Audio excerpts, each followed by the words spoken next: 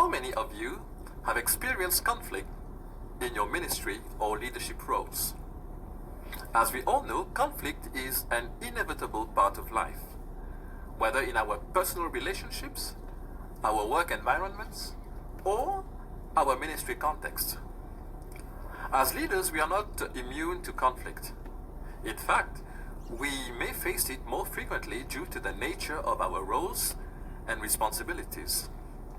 Today we will be discussing this crucial topic for Christian leaders: how to resolve conflict. It's important to understand that conflict can arise from a variety of sources, and also to recognize that conflict is not inherently negative. In fact, when handled constructively, a conflict can lead to growth, innovation, and stronger relationships. However, when left unaddressed and handled poorly, conflict can also lead to division, resentment, and damage to individuals and communities. Resolution skills for Christian leaders are important. As Christian leaders, we have a responsibility to model Christ-like behavior in all aspects of our lives, including how we handle conflict. The Bible calls us to be peacemakers, to seek reconciliation, and to love others even in the midst of disagreements. Also, effective conflict resolution skills are essential for maintaining healthy relationships, fostering trust and collaboration, and achieving our ministry goals. When we are able to navigate conflict with wisdom, empathy, and grace, we create an environment where people feel valued, heard, and empowered to work together towards a common purpose. Before we dive into strategies for resolving conflict, it's important to first understand what conflict is and why it occurs. Conflict can be defined as a disagreement or struggle between two or more individuals or groups who perceive a threat to their needs, interests, or concerns. Conflict arises where there is a perceived incompatibility or interference between the actions, goals, or values of different parties. Conflict can occur at different levels and involve different parties. Some common types of conflict include intrapersonal conflict. This type of conflict occurs when an individual, often involving conflicting thoughts, emotions, or values. For example, a leader may experience intrapersonal conflict when deciding whether to confront a staff member about a performance issue or avoid the conversation to maintain harmony. We also have interpersonal conflict. This type of conflict occurs between two or more individuals, often involving differences in personality, communication style, or expectations. For example, two ministry leaders may experience interpersonal conflict when they disagree about how to allocate resources or prioritize tasks. Then we have intra-group conflict. This type of conflict occurs when a group or team, often involving differences in goals, roles, or decision-making processes. For example, a church board may experience intra-group conflict when debating the merits of a proposed building project or budget allocation. We also have intergroup conflict. This type of conflict occurs between different groups or organizations, often involving competing interests or resources.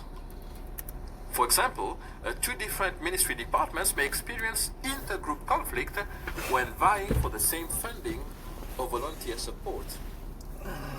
Understanding the different types of conflict can help leaders identify the issues, root causes, and develop appropriate strategies for resolution. Conflict can arise from a variety of sources, both internal and external to the individuals or groups involved. Some common causes of conflict include differences in values, beliefs, or priorities. For example, conflict may arise between a leader who prioritizes evangelism and a leader who prioritizes social justice, even if both share a commitment to the gospel. Or we can have also differences in goals or strategies. Conflict can occur when individuals or groups have different objectives or preferred methods for achieving those objectives. For example, conflict may arise between a pastor who wants to focus on attracting new members and a lay leader who wants to focus on discipling existing members. A conflict can also arise from differences in personality or communication style. Conflict can occur when individuals have different ways of processing information, expressing emotions, or relating to others. For example, conflict may arise between an extroverted, direct pastor and an introverted, indirect treasurer, even if both share a desire for collaboration. Another source of conflict are the limited resources or competing demands. The conflict can occur when there are not enough resources, example time, money, or personal, to meet everyone's needs, or when different individuals or groups have competing claims on those resources. For example, the conflict may arise between two ministry programs that are vying for the same budget allocation, as we saw earlier. Then we can also have power imbalances or perceived unfairness.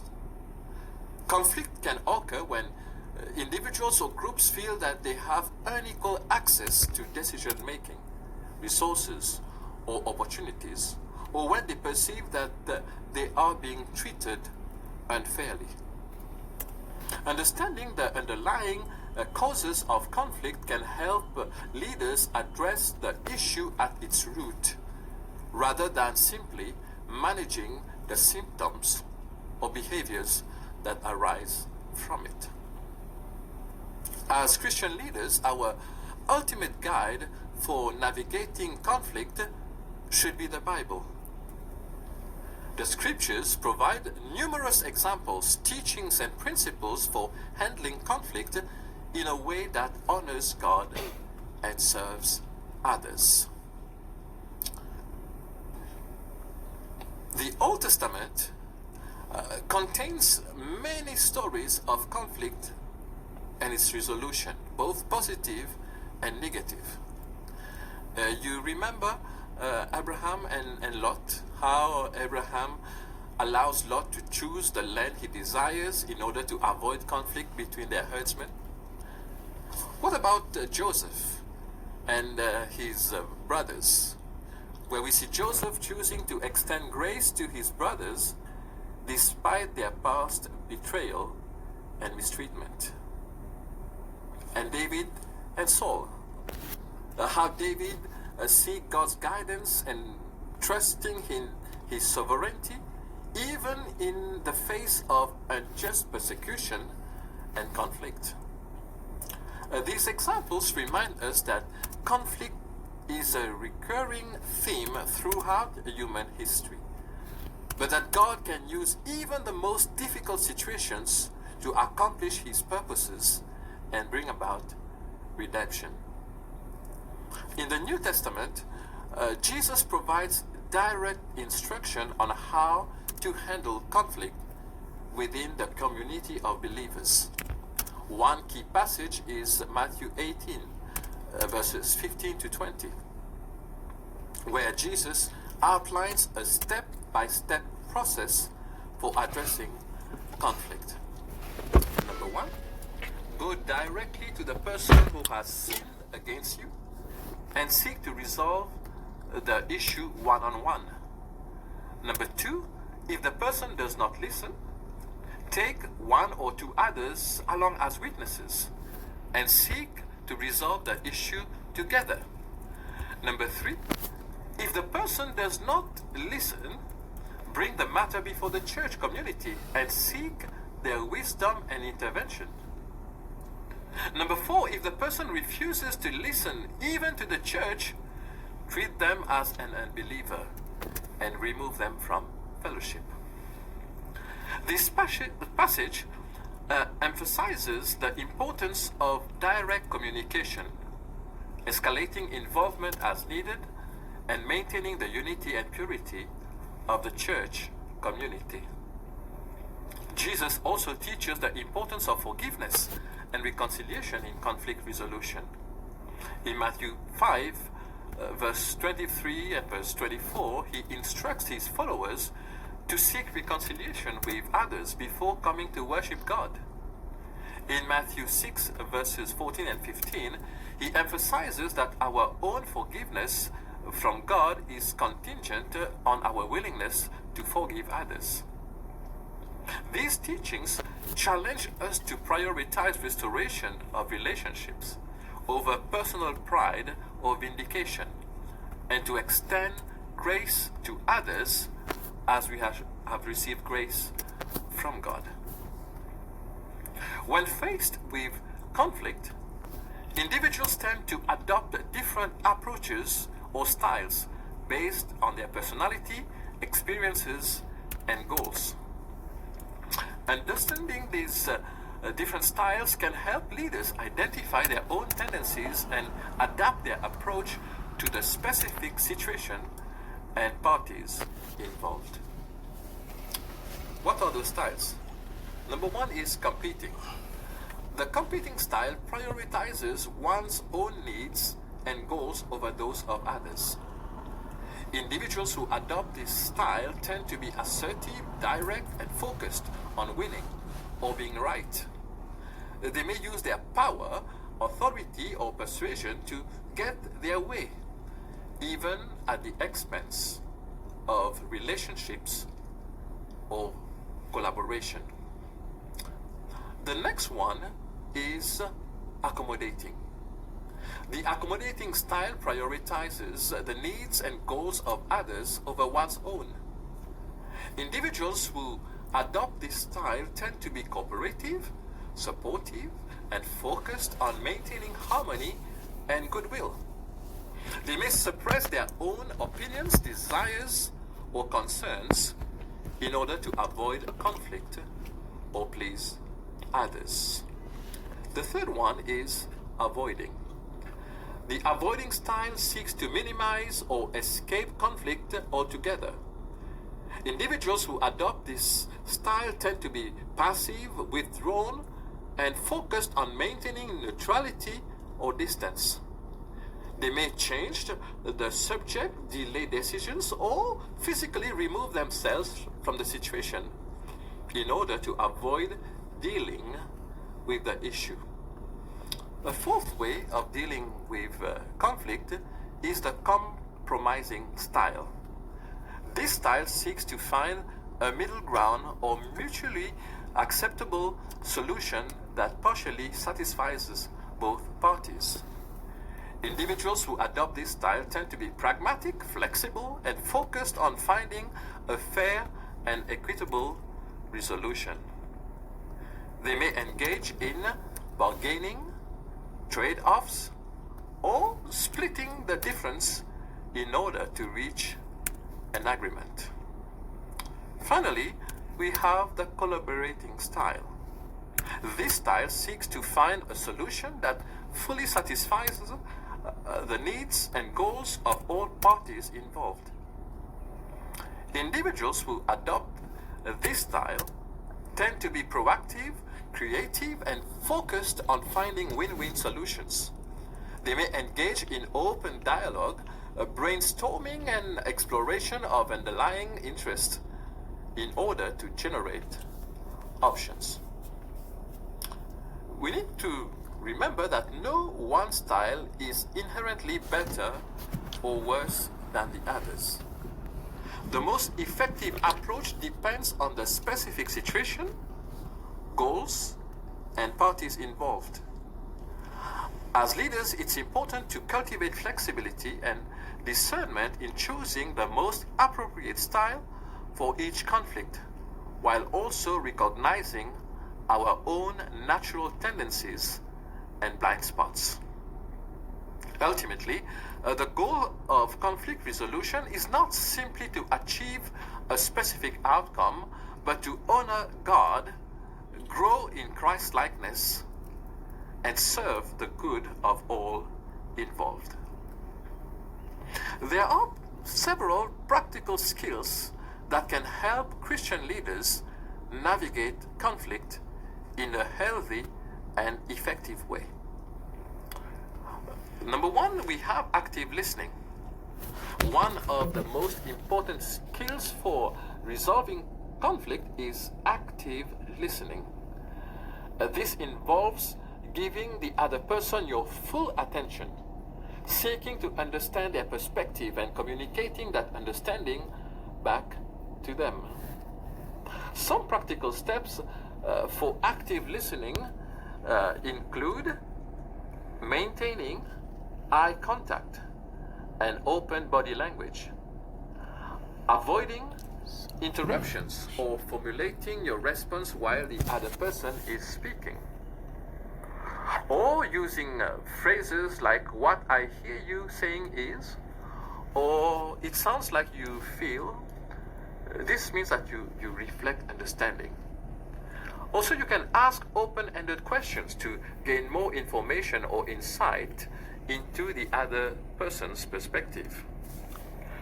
You can also acknowledge the other person's emotions and experiences, even if you disagree with their conclusions.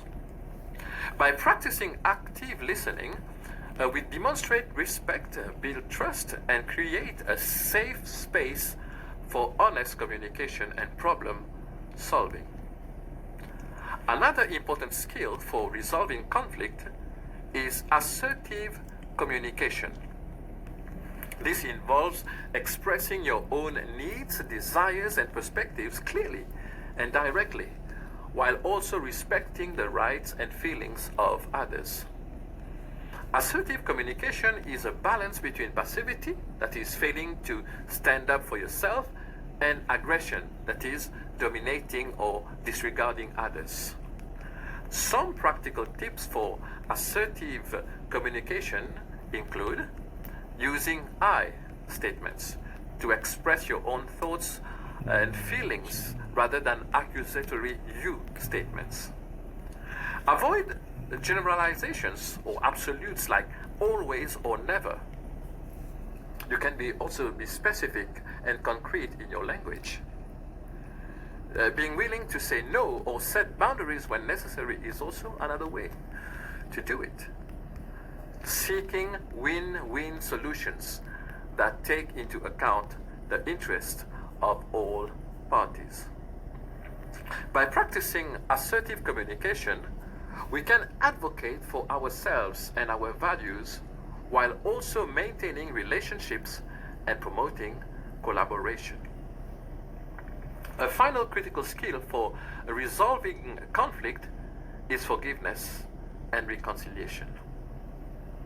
As Christians, we are called to forgive others as Christ has forgiven us, and to pursue peace and reconciliation whenever possible. Forgiveness does not mean excusing or minimizing wrongdoing, but rather choosing to release bitterness and vengeance, to extend mercy and grace. Some practical tips for practicing forgiveness and reconciliation include recognizing that forgiveness is a choice and a process, not a feeling. Also, acknowledging the hurt and injustice you have experienced while also recognizing your need for forgiveness. You can also pray for the person who has wronged you and ask God to bless them, or to let go of the desire for revenge or punishment and trusting in God's ultimate justice. You can also seek reconciliation when possible. while also setting appropriate boundaries and consequences. Another way is to surround yourself with supportive and wise counsel to help you navigate the process of forgiveness and reconciliation. By practicing forgiveness and reconciliation, we reflect the heart of the gospel and open the door for healing, restoration, and transformation in our relationships and communities. In conclusion, resolving conflict biblically is not just a matter of preserving harmony or avoiding discomfort. It is vital to our spiritual growth, witness, and effectiveness as leaders and ministers. When we handle conflict in a Christ-like way, we reflect the heart of the gospel, deepen our own character and faith, and create an environment where people can thrive and flourish.